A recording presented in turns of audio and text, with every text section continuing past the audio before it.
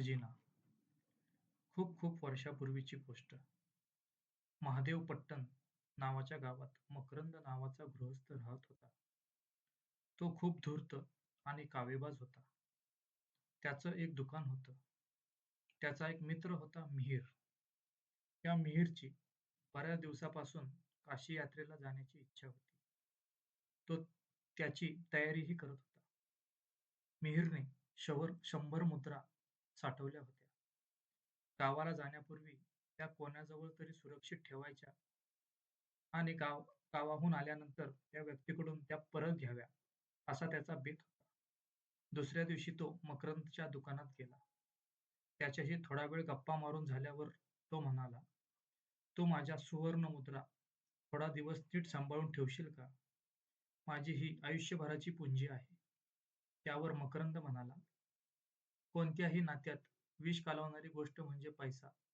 तू नीट विचार कर." त्याचं असं बोलणं चालू असतानाच एक स्त्री दुकानात काहीतरी खरेदी करण्यासाठी आली होती. दुकानातील नोकराने हिशोबात काहीतरी गोंधळ केला होता आणि चुकून तिच्याकडून जादा पैसे घेतले होते. मकरंदच्या ही गोष्ट लक्षात येताच त्याने आपल्या नोकराला ते पैसे घेऊन त्या स्त्रीच्या घरी पाठवले. दुसऱ्यांच्या पैशाचा गैरफायदा कधी घेऊ नये. इतरांच्या संपत्तीवर डोळा ठेवणे बरोबर नाही. जे काही स्वतः कमवले असेल तेच खरे आपले. मकरंद दुकानातील नोकरांना उपदेश करत म्हणाला. हा सर्व प्रकार मिहीरच्या डोळ्यासमोर घडला. मकरंद हा अत्यंत प्रामाणिक माणूस आहे, अशी त्याची खात्रीच पटली. आपले पैसे त्याच्याकडे अगदी सुरक्षित राहू शकतील, असा त्याला ठाम विश्वास वाटला.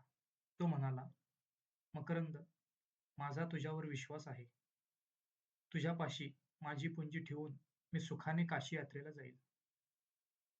तसं जर असेल, तर मग आपण एक काम करू. आपण ते पैसे घेऊन गावाबाहेर जाऊ आणि एखाद्या ठिकाणी ते लपवून ठेवू. नाहीतरी माझंही आता वय होत चाललंय. तू परत आलास आणि समजा त्यावेळी मी या जगात नसलो, तर मग तू त्या ठिकाणी जाऊन ते पैसे आपले घेऊ शकशील." मिहीरला ही गोष्ट पटली. दोघेही गावाबाहेरील वडाच्या झाडापाशी गेले आणि तेथे जमिनीत एक खोल खड्डा खणून त्यात ते पैसे पुरून ठेवले. त्यानंतर मिहीर सुखासमाधानाने काशी यात्रेला निघून गेला.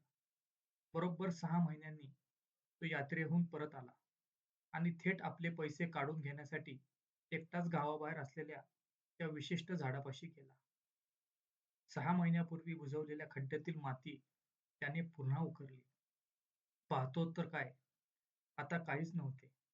तो आता काळजीत पडला. तो तसाच मकरंदकडे जाऊन म्हणाला, "अरे मकरंद, आपण दोघांनी मिळून माझे पैसे विशिष्ट ठिकाणी दडवून ठेवले होते. पण आता ते गायब झाले आहेत. त्या पैशाविषयी फक्त तुला आणि मलाच माहिती होती." मकरंद शांतपणे म्हणाला, "तू यात्रेला गेल्यानंतर मी परत त्या जागी फिरकलो सुद्धा नाही. मला तर काहीच माहीत नाही." खरं म्हणजे मकरंदने धूर्तपणे योजनापूर्वक सर्व काही बनाव घडवून आणला होता. आपल्या नोकराला पाठवून त्या स्त्रीच्या हिशोबात गोंधळ केला होता आणि नंतर आपला प्रामाणिकपणा सिद्ध करण्यासाठी आपल्या नोकराकरवी तिचे पैसे परत केले होते. आपल्या अशा वागण्याची मिहीरवर चांगलीच छाप पडेल याची त्याला पूर्वकल्पना होती. पण प्रत्यक्षात मात्र मिहीर काशी यात्रेला गेल्यावरच मकरंदने गावाबाहेरच्या झाडापाशी जाऊन ते पैसे चोरले होते. मिहीर कोड्यात पडला. त्याला काय करावे ते सुचेना. घडल्या घटनेला कोणीच साक्षीदार नव्हता. उदास चेहऱ्याने तो घरी परत निघाला. वाटेत त्याच्या ओळखीची एक वृद्ध स्त्री त्याला भेटली. तिचे नाव गंगम्मा. मिहीरचा उतरलेला चेहरा पाहून ती म्हणाली, "काय झालं रे?"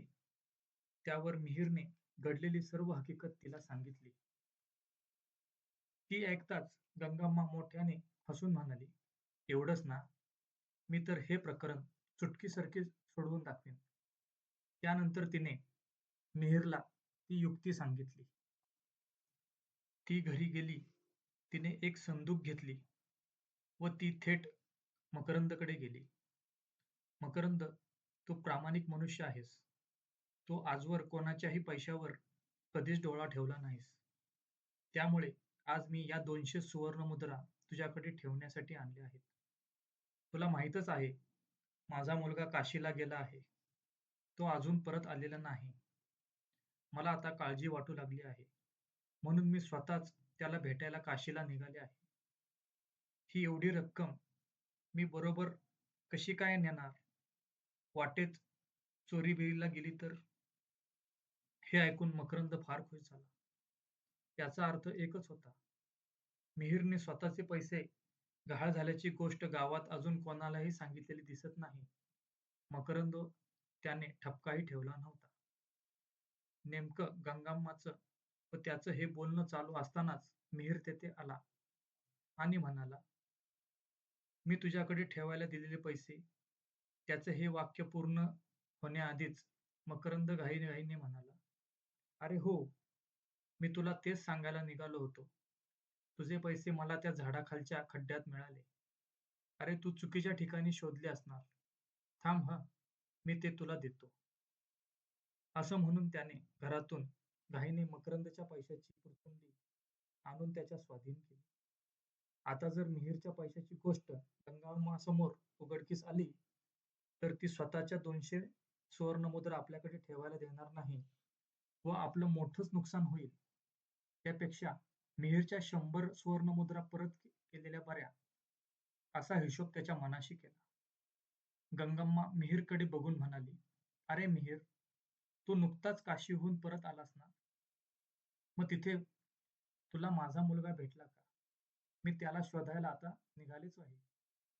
मिहीर हातातील सुवर्णमुद्रांची पुरचुंडी घट्ट पकडून म्हणाला, "आजी बरं झालं इथेच भेटलात. अहो मी इथून तुमच्याकडेच निघालो होतो. मला तुमचा मुलगा भेटला होता. तो अगदी खुशाल आहे. पुढच्याच आठवड्यात तो घरी परत पोहोचेल." "अरे वाह! ही तर फारच चांगली बातमी आणलीस तू. बरं झालं, माझा केवढा मोठा प्रवास वाचला." गंगम्मा हातातील संदूक घट्ट पकडून उठली. ती मकरंदकडे वळून म्हणाली, "बरं झालं मकरंद. आता तुझ्यावर माझे हे पैसे सांभाळण्याची जोखीमही टाकायला नको. मी आता घरी जाते. पुढच्या आठवड्यात माझा मुलगा परत येणारच आहे. तेवढी तरी तयारी करायची आहे. घर साफ करायचे आहे." असं पुटपुटत हातात आपली पैशाची संदूक पकडून ती निघून गेली.